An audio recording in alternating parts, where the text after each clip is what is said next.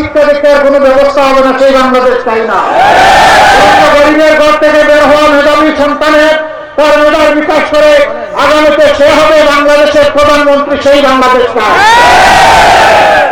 প্রিয় ফরিদপুরবাসী, আমরা ওই বাংলাদেশটাও চাই না যারা রাজনীতি করতে গিয়ে জনগণের সম্পদের আমানতদারি রক্ষা করতে পারেন না, বরঞ্চ দেশের সম্পদ বিদেশে পাচার করে নিজেদের জন্য বেগমপাড়া তৈরি করেন, সিঙ্গাপুর তৈরি করেন, কানাডা তৈরি করেন, সেই বাংলাদেশও চাই না। ওই বাংলাদেশটাও চাই না যেই বাংলাদেশ 54 বছর পরেও শীতটা সোজা করে মাথা উঁচু করে দাঁড়াতে পারে না বিশ্বের দরবারে। বিশ্বের দরবারে মাথা উঁচু করে দাঁড়ানো একটা বাংলাদেশ চাই।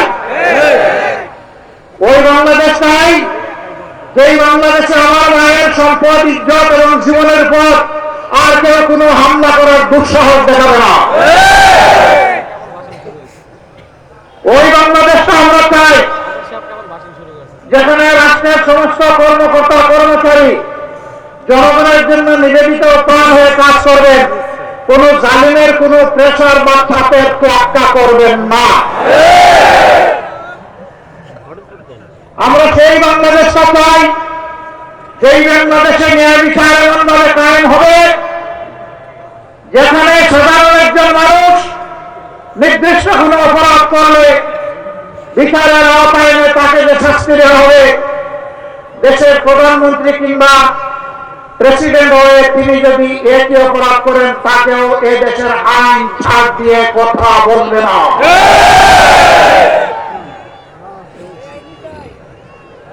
আমরা এই বাংলাদেশে, নতুন বাংলাদেশে আমাদের যুবক ভাই বোনদের হাতে বেকার ভাতা তুলে দিয়ে অপমান করতে চাই না। 24 জুলাই দাবি তুলেছিল আমার মেধার স্বীকৃতি দাও, আমার হাতে আমার কাজ তুলে দাও।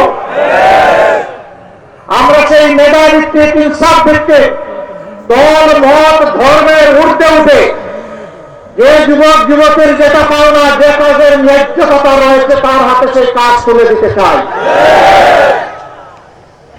আমরা ওই বাংলাদেশটা করতে চাই নির্বাচিত হওয়ার পর শ্বশুর বাড়ির সম্পদ বাড়বে না। আমাদের দেশে এটা একটা অদ্ভুত কালচার। নেতা হওয়ার আগে, নির্বাচিত হওয়ার আগে তেমন কোনো সম্পদ থাকে না। যেই নেতা হলো, নির্বাচিত হলো, লাফিয়ে লাফিয়ে রস রস করে শ্বশুর বাড়ির সম্পদ বাড়ে।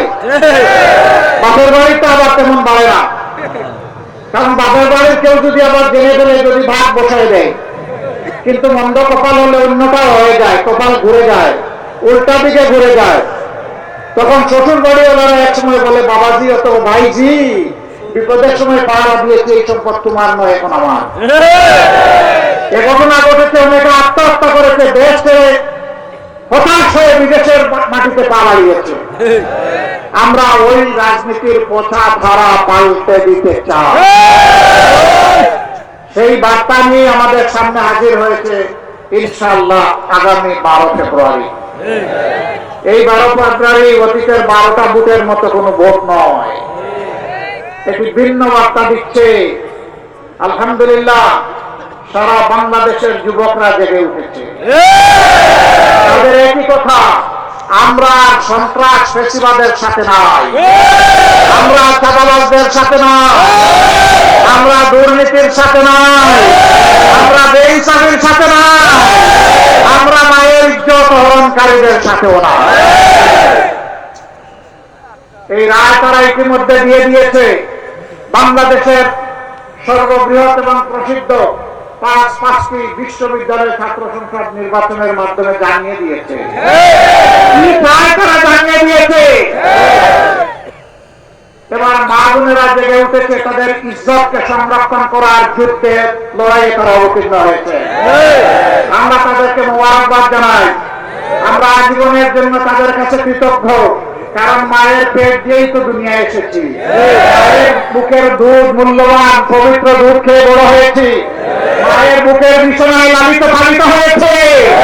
এই মাই তো আদরে যত্নে আজকে আমাদেরকে মানুষ করেছে। মা, তোমার এই ঋণ কখনো পরিশোধ করতে পারবো না। কোন সন্তানের এই শক্তি নাই। কিন্তু আমার মায়ের ইজ্জতের উপর যে হাত দিবে আমি চলে উঠবো, জীবন দিব, মায়ের ইজ্জত কাউকে কেড়ে নিতে দিব না। সম্মানিত ভাই ও বন্ধুগণ, মহেন্দ্রক্ষণ 12 তারিখ